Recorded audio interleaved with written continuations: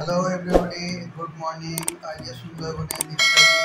এই সকাল হলো, ভোরবেলাতে একটু বৃষ্টি হয়েছে, তাই ঘুমটা খুব ভালো হয়েছে। সেদিনে সুন্দর ঘুম থেকে উঠে দেখি পাখিদের দুজনে আমি আছি, তুমি আছি। আমি ছিলাম না, তুমি ছিলে। আমি আছি, বাবা আছে, মা আছি। যাবার জন্য দ্বিতীয় দিনের ট্যুরের প্ল্যানের জন্য সাজে সুন্দরবনে কি কি আছে দেখবো। রয়্যাল বেঙ্গল টাইগারকে পাওয়া যায় কিনা খুঁজে দেখবো। যদি না পাওয়া যায়, পাওয়া হলে ভালো হয়। একটা রয়্যাল বেঙ্গল টাইগার সমস্যা নেই। চলুন আবার পাখির দেখা হবে।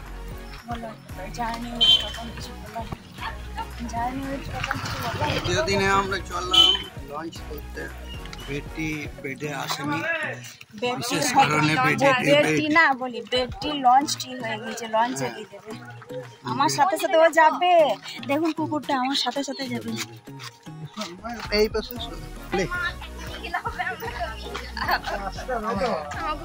বেডটি না খেয়ে আমরা চললাম হেঁটে হেঁটে লঞ্চ ধরতে।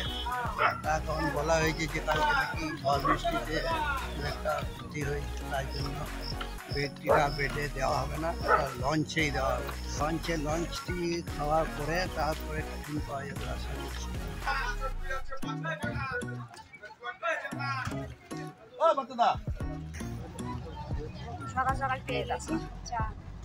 আর এখানে হাজব্যান্ড দাঁড়িয়ে দাঁড়িয়ে চা খেতে খেতে লঞ্চের সামনে কতগুলো ফটো তুলে নিল। দেখে বোঝা যাবে না। বৌদি লুচি খাচ্ছে, লুচি নান হবে। আচ্ছা, নানের সাথে কি আছে? চানা মটর। আচ্ছা, এটা হচ্ছে রান্নাঘর। এখন জোয়ার শুরু হয়ে গেছে আর নদীর জলটা এত সুন্দর দেখতে লাগছিল, কি বলবো, মনে হচ্ছে জলের দিকে তাকিয়েই থাকি। এর মধ্যে আমরা পৌঁছেও গেলাম সজনেখালিতে।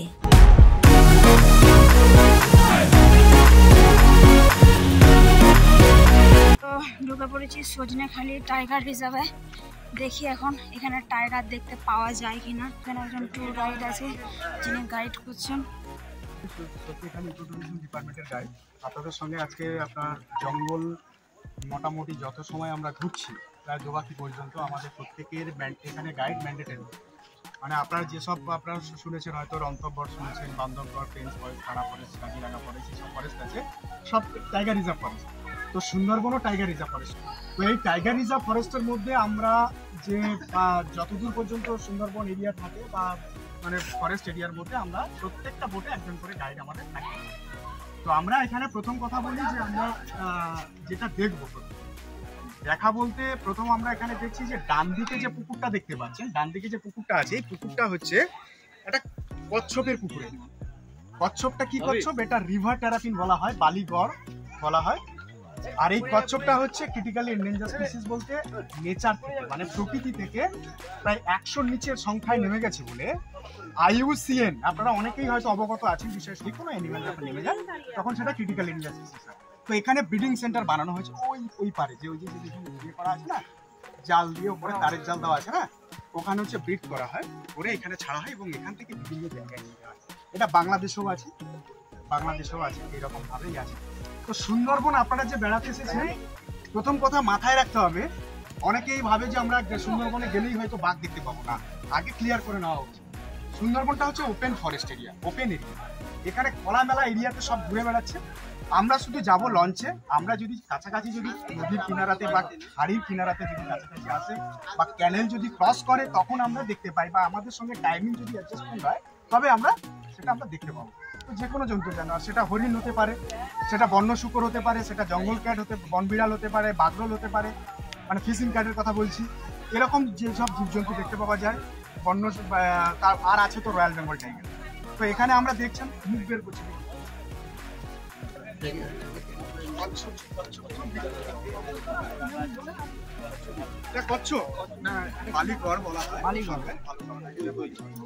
আমরা চলে যাবো ওয়াচ টাওয়ার। শুনুন, এখন জোয়ারের জলটা উঠছে, জোয়ার একেবারে উঠে গেলে আমরা কিন্তু থেকে ওই দিকে গিয়ে এক্সিট পয়েন্ট, ওই দিকে আমরা চলে যাবো সবাই। আমাদের লঞ্চের নাম হচ্ছে অভিযাত্রী। তাই ঠিক বলছো।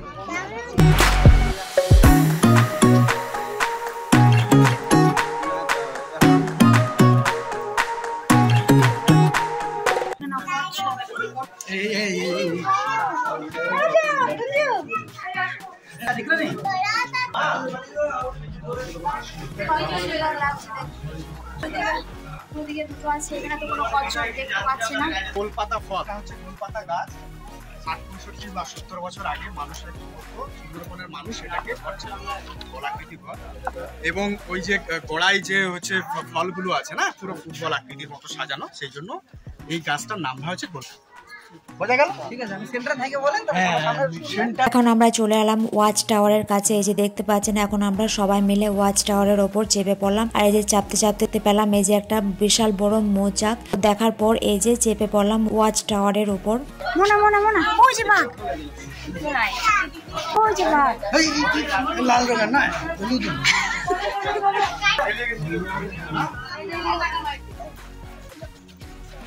রিভার রায়মঙ্গল বলে লেখা আছে এখানে। রিভার রায় মাঝখান থেকে দেওয়া আছে, নদীর ওপর, নদীর মাঝখান থেকে। এটা হচ্ছে আপনার দুটো বাংলাদেশ ফরেস্ট এবং ইন্ডিয়া ফরেস্টকে দুটো ভাগে ভাগ। 2500 বর্গ কিলোমিটার এরিয়া আছে টোটাল। বাংলাদেশ এবং ইন্ডিয়া মিলে 25,500 বর্গ কিলোমিটার এরিয়া আছে। তার মধ্যে আছে আপনার মানে হ্যাবিচুয়েটেড এরিয়া এগুলো সব। আর এখান থেকে এই যে এরিয়াগুলো সবুজ এরিয়াগুলো দেখতে পাচ্ছি, একমাত্র এগুলো কিন্তু ফরেস্ট এরিয়া। তো তার মধ্যে প্রথমেই বলেছিলাম যেসব টাইগার রিজার্ভ ফরেস্ট আছে, এটাও সুন্দরবন টাইগার রিজার্ভ ফরেস্ট বলে, কিন্তু এটা কনজারভেশন এরিয়া। রিজার্ভ মানে কি হয়, একটা এরিয়ার মধ্যে এরকম ঘেরা আছে, আমরা গেলাম, সাফারি করলাম, দেখতে পেয়ে গেলাম, এরকম কোনো কিছু না। এখানে সব ওপেন এরিয়াতে ঘুরছে, আমরা দেখে নেবো, সেটা কষ্ট করে। আমাদের মধ্যে আছে আমরা সজনেখালি আপাতত এখন দাঁড়িয়ে আছি। এরপরে আমরা যাবো নেক্সট পয়েন্ট আছে সুদর্ণখালি। সেখানে ওয়াচ টাওয়ার একটা আছে, একটা মিষ্টি জলের পুকুর আছে সামনে। সব তো নোনা জল, তো এই জন্য আর্টিফিশিয়াল পুকুর বানানো হয়েছে, মিষ্টি জলের পুকুর বানানো হয়েছে, বর্ষার জলটাকে ধরে রাখা হয়। তো ওরা পছন্দ করে বর্ষার জলটা পান করতে, এই জন্য আসে। আমরা ওয়াচ টাওয়ার থেকে যাতে দেখতে পাই, সম্ভাবনা থাকে। আর একটা আমাদের লাস্ট পয়েন্ট অর্থাৎ ডেস্টিনেশন যেটা আছে দোবাকির মধ্যেও এরকম ওয়াচ টাওয়ার আছে একটা আছে। আর পেছনে যে গাছটা দেখছেন, সুন্দরবনে নোনা জলের উদ্ভিদ যে 84 প্রজাতি দেখতে পাওয়া যায়, তার মধ্যে ওটা কিন্তু সর্বোৎকৃষ্ট এবং ফেমাস গাছ, যেটার নাম হচ্ছে সুন্দরী গাছ। এটাই হচ্ছে সুন্দরী গাছ, যে গাছের নাম অনুসারে কিন্তু সুন্দরবনের নাম আছে। ঠিক আছে, এই গাছের নাম অনুসারে সুন্দরবনের নাম সুন্দরী। পর মা দিকে দেখবো আমরা 30-35 মিনিট প্রায় যেতে যেতে আমরা দেখতে পাবো জাল দিয়ে ঘেরা, জঙ্গলের আউটসাইড জাল দিয়ে ঘেরা। কখনো কখনো কি হয়, নদীর সামনে জাল দিয়ে 105 কিলোমিটার এলাকায়।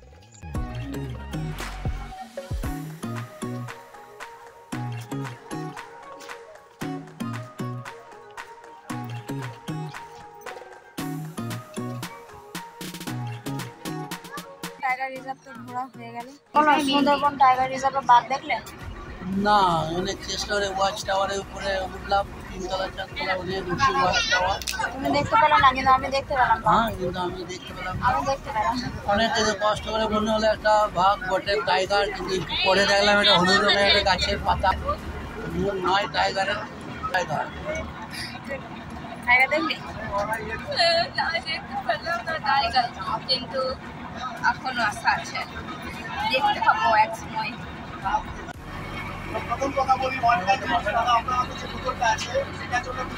সজনেখালি থেকে আসার পর এখন এই যে টিফিন দেওয়া হচ্ছে। টিফিনে আপনাদের দেখিয়েছিলাম এই যে নান আর চানা মটর আছে, আর একটা করে মিষ্টি। খাবার খেতে খেতে সুন্দরবনের এই মনোরম দৃশ্য দেখতে দেখতে আমরা যাচ্ছিলাম। কি অপূর্ব দৃশ্য, দুদিকে ঘন জঙ্গল, যার নাম সুন্দরবন। এই সুন্দরবনের বিশেষত্ব হলো এটিকে ম্যানগ্রোভ অরণ্য বলা হয়। এই জলের দুধারে যে গাছগুলোকে দেখা যাচ্ছে, এগুলো সবই ম্যানগ্রোভ অরণ্য। ম্যানগ্রোভ অরণ্য মূলত যে গাছের শিকড়গুলো দেখা যায় ওর থেকে, সেগুলোকেই ম্যানগ্রোভ অরণ্য বলা হয়। আমরা 9-10 বইয়ে পড়েছি ম্যানগ্রোভ অরণ্য সম্বন্ধে, যেখানে সুন্দরবনকে ম্যানগ্রোভ অরণ্য বলেই উল্লেখ করা আছে। যখন পড়েছি তখন তো আর সুন্দরবন, এখন সেই সুন্দরবনকে আমরা দেখতে পাচ্ছি। ম্যানগ্রোভ অরণ্যে ভর্তি এই সুন্দরবন অরণ্য খুব সুন্দর দেখাচ্ছে, অপূর্ব প্রাকৃতিক দৃশ্য, মনোরম পরিবেশ।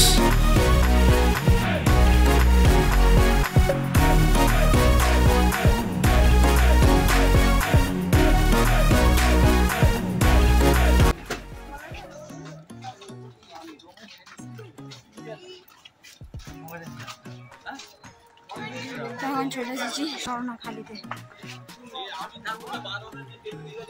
একটা মন্দির রয়েছে, এর দুপাশে তারে ঘেরা রয়েছে। এখানটা একটা ফাঁক রেখেছে কেন গো? দেখুন দুপাশে আছে তার।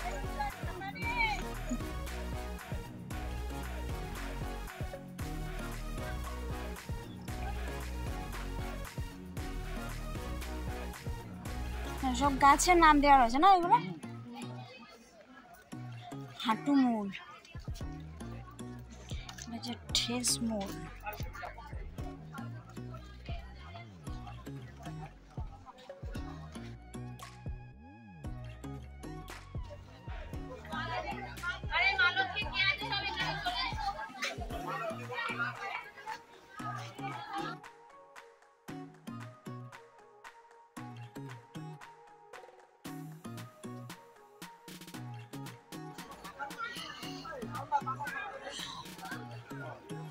ছবি তুলতে সবাই ব্যস্ত।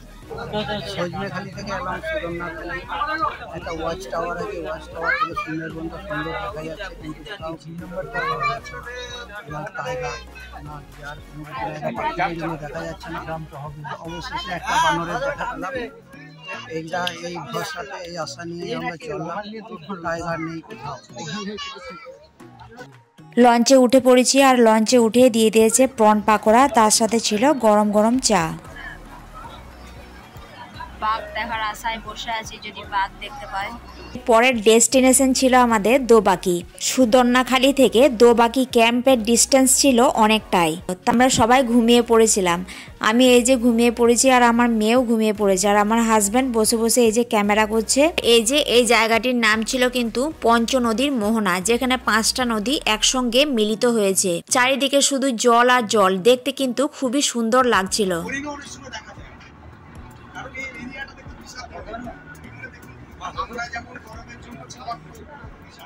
তো এখন আমরা এসে পৌঁছে গেছি দোবাকি ক্যাম্পে, আর এখানে প্রচুর লঞ্চ দাঁড়িয়েছিল, এই জন্য আমাদের একটুখানি ওয়েট করতে হয়েছে। এখন আমরা চলে এসেছি এই যে দোবাকি ক্যাম্পে, আর এখানে উঠে আমরা দেখতে পেয়েছিলাম কিন্তু প্রচুর লাল কাঁকড়া আর শামুকও দেখতে পেয়ে। এখানে নাকি বাঘও দেখতে পাওয়া যাবে, তো বাঘ দেখার আশায় আমরা চেপে পড়লাম।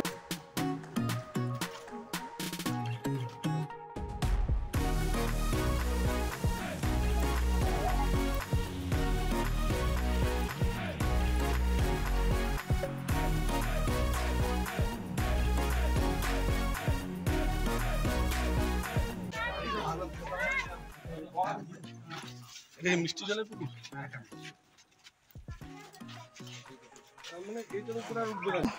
গাছে হরিণ খুঁজে বেড়াচ্ছি না, দেখুন অনেক খুঁজছি, হরিণ দেখতে পাচ্ছি না।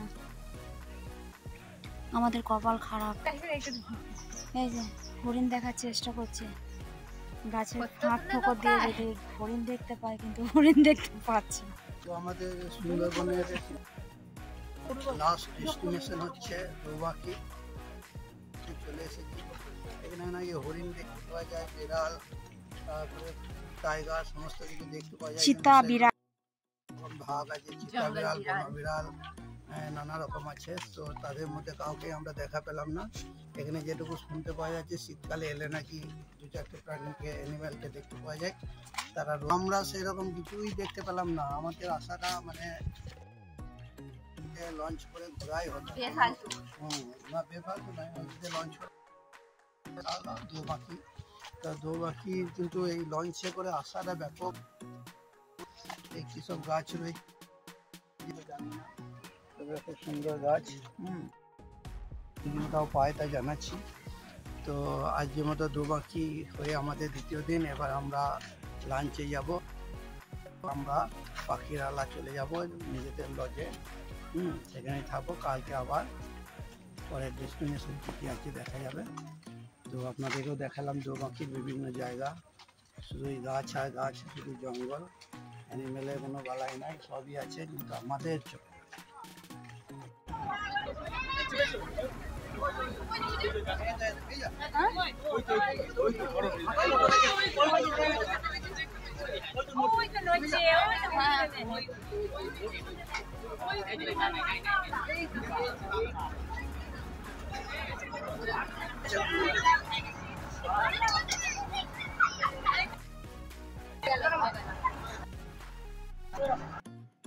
এবার আমাদের বাড়ি ফেরা পালা, বাড়ি ফেরা বাজে ফেরা পালা।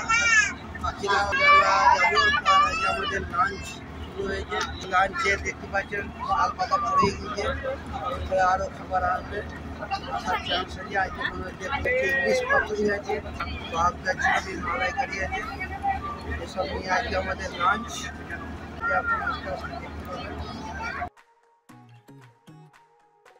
বাসমতি চালের ভাত এসে পড়েছে শাল পাতার উপরে। এবার আমরা খাওয়া শুরু করবো। সহকারী গরম গরম ভাতে পড়ে গেল ডাল, লেবু আর লঙ্কা। পরে গেল আলু চিপস। কেমন আলু চিপস খেতে?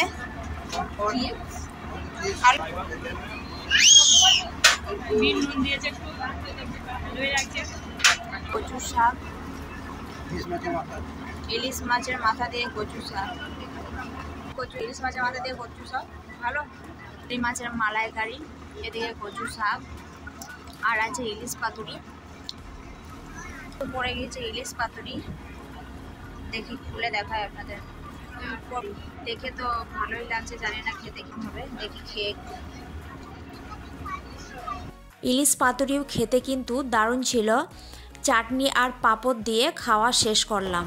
আর হাজব্যান্ড আঙুল চাটছে। প্লেট ফাঁকা হয়ে গেছে। আর কেমন খেলে? খাবার শেষ হওয়ার পরে এই যে চলে এসেছি লঞ্চের সামনে। আর এই লঞ্চের সামনে সুন্দরবনকে বেশ ভালোভাবে এনজয় করতে পারছি। আর কিছুক্ষণ এনজয় করার পরে এই যে দিয়ে গেল মোসাম্বি লেবু। একটা মোসাম্বি লেবু কেটে এই যে পিস করে দিয়েছে, আর ওপরে একটু চাট মশলা ছড়িয়ে দিয়েছিল। খেতেও কিন্তু ভালো লাগছিল। এই লঞ্চের সামনে বসে তো খাওয়ার মজাটা আরও বেড়ে গিয়েছিল। এই যে আমরা সবাই বসেছি, আমি আর আমার মেয়ে, আমার হাজব্যান্ড। আমি বসে বসে এখন খাচ্ছি আর এনজয় করছি।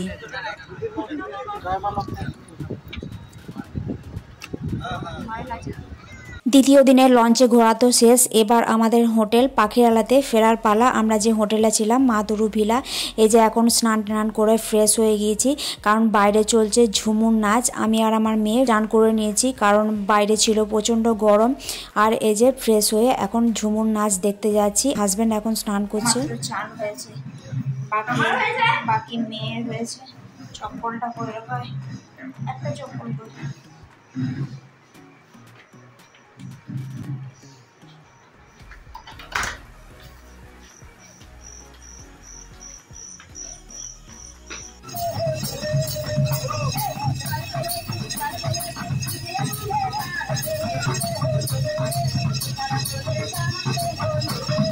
এখন বসে বসে সবাই দেখছি ঝুমুর নাচ।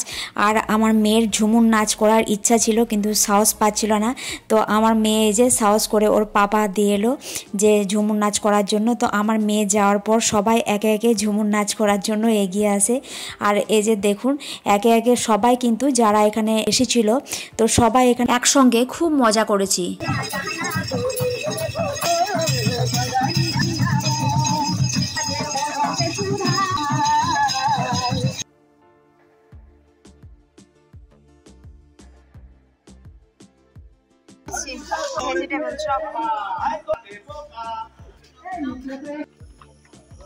তো সন্ধ্যাবেলায় একটু বেরিয়েছি। এখানে একটা মার্কেট আছে বলছে পাখিরালাতে, সবাই বলছে, আমি তো জানি না, আমি নতুন, সবার মুখ থেকে শোনা যাচ্ছে যে আমরাও টুরিস্ট। মার্কেট আছে, তো সেই মার্কেটেই যাচ্ছি। চলে এসেছি। এখানে এসে ভালো এক কাপ চা পাওয়া গেল না। এখানে যত চা খেলাম, কি চা খাচ্ছি সেটাই বুঝতে পারছি না। এই যে পাশে রয়েছে দোকান, বিভিন্ন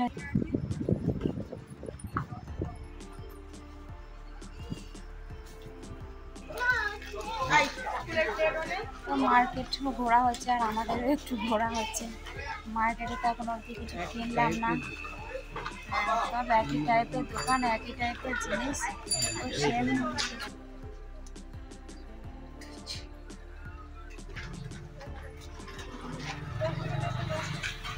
কেন কি করবে?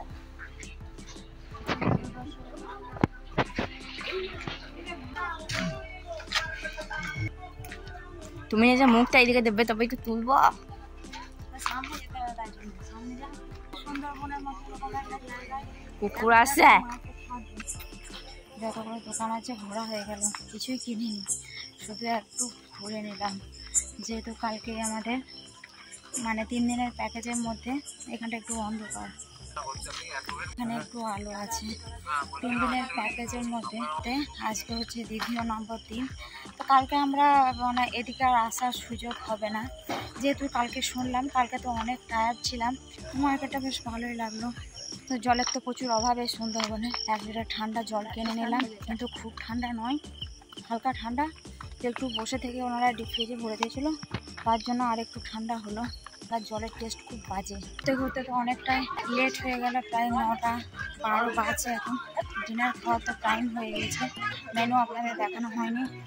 কালকে মেনুতে রাত্রিবেলায় ছিল জিরা রাইস, গরম গরম জিরা রাইস, ডাল ছিল, আর ছিল আলু আর বরবটি ভাজা, আর ছিল মাটন আলুর ঝোল। তো কালকে রাত্রিবেলায় এত টায়ার্ড ছিলাম, তো ভিডিও তো করতেই পারিনি আর দেখানোও হয়নি। তো যাই হোক, আজকে লিস্ট অনুযায়ী তো ফ্রাইড রাইস দেওয়ার কথা বোধহয়। তো দ্বিতীয় দিনের রাত্রিবেলার খাবারে ছিল ফ্রাইড রাইস, চিলি চিকেন, চাটনি আর সবার শেষে ছিল পাঁপড়। তো ভিডিওটা এই পর্যন্ত। ভিডিওটা ভালো লেগে থাকলে লাইক কমেন্ট শেয়ার করবেন। চ্যানেলে নতুন হলে চ্যানেলটা অবশ্যই সাবস্ক্রাইব করে নেবেন। আবার আসি সুন্দরবনের তৃতীয় দিনের ভিডিও নিয়ে। আজকের জন্য টাটা।